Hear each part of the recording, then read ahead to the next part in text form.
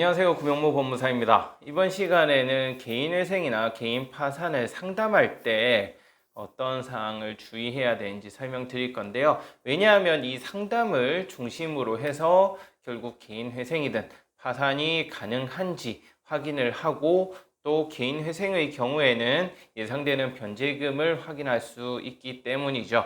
이렇게 변제금을 정확하게 확인을 하고 개인회생이든 파산을 진행해야 예상치 못한 변제금으로 인해서 개인회생을 수행하지 못하거나 또는 개인 파산을 했음에도 변제금이 나오는 그런 불상사를 막을 수 있겠죠. 그래서 이번 시간에는 실제 개인회생 상담할 때 중요한 부분이 어느 부분인지 알려드릴 거고요. 그리고 정확하게 얘기하지 않음으로 인해서 발생했던 피해 사례도 함께 설명드리겠습니다.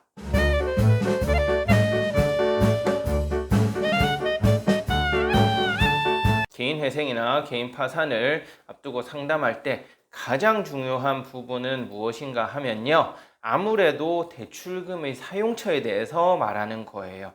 나머지 부분, 재산이나 부양가족 등에 관한 부분은 서류를 보면 다 확인할 수 있거든요. 하지만 대출금의 사용처에 대해서는 미리 그 대출금 사용처를 일일이 다 확인을 하고 개인회생이나 파산을 접수한다는 것은 현실적으로 좀 어려운 부분이 많이 있습니다. 왜냐하면 그 부분을 전부 확인하고 회생이나 파산을 접수하려면 지나치게 많은 시간이 소요되기 때문이에요. 그래서 상담을 하면서 그 대출금을 어디에 썼는지 미리 꼭 확인을 하고 진행을 하거든요. 예를 들자면 대출금을 가지고 주식, 도박, 비트코인에 사용하였는지 또는 가족 등에게 지급한 적이 있는지 등을 제가 직접적으로 물어보게 되는 거예요. 이러한 사용처에 대해서는 제가 별도로 물어보거든요. 거기에 대해서 정확하게만 답변을 해주시면 됩니다. 그런데 혹시라도 내가 불이익을 받을까 봐 저에게 정확하게 고지를 안 하시는 경우가 있어요.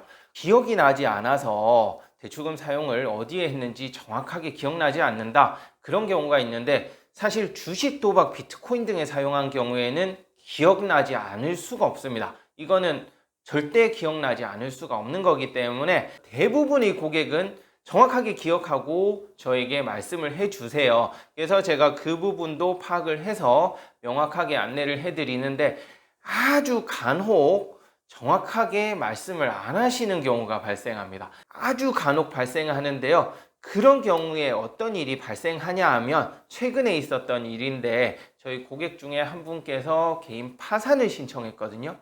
파산을 신청했는데 제가 이분께 상담할 때 여쭤봤던 건 그 대출금 사용처가 어떻게 되시냐 여쭤봤을 때 주식, 도박, 비트코인 이런 건 전혀 없고 단순히 생활비를 썼다라고 말씀하셨어요.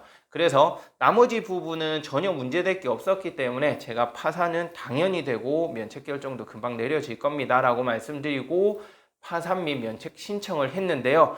최근 파산 관제인 사무실에서 얘기가 나온 것이 이분께서 대출금을 가지고 자녀분한테 주신 거예요. 그러니까 대출을 받아서 자녀 계좌로 전부 다 돈을 줘버린 거죠. 그러한 경우에는 증여가 되기 때문에 파산 면책이 내려지지 않습니다. 왜냐하면 은행에서 돈 빌려서 자녀한테 줘버리고 나는 돈 못 갚는다. 이렇게 되는 거잖아요. 당연히 허용되지 않겠죠. 그렇기 때문에 이 부분이 문제가 된 거예요. 그래서 제가 따로 연락을 드려서 어떻게 된 거냐라고 말씀드렸더니 그때서야 이제 자녀분에게 생활비가 모자라다 해서 돈을 줬고 저에게는 그냥 그래서 생활비 썼다라고 말씀을 하셨다고 했는데요. 이 문제가 발생함으로 인해서 이제 관제인하고 통화를 했었는데 파산관제인 입장에서는 무작정 면책 결정을 내려줄 수는 없거든요. 그러한 문제가 발생함으로 인해서 전액을 원칙적으로는 변제금으로 다시 납부를 해야 면책을 받을 수 있지만 일부 금액 이분이 이제 고령인 부분도 감안을 해서 이 자녀분에게 주신 돈 중 일부 금액을 변제금으로 파산관제인 계좌에 입금을 하면 면책 결정을 내려주겠다. 이렇게까지는 얘기가 된 상태로 지금 진행이 되고 있습니다.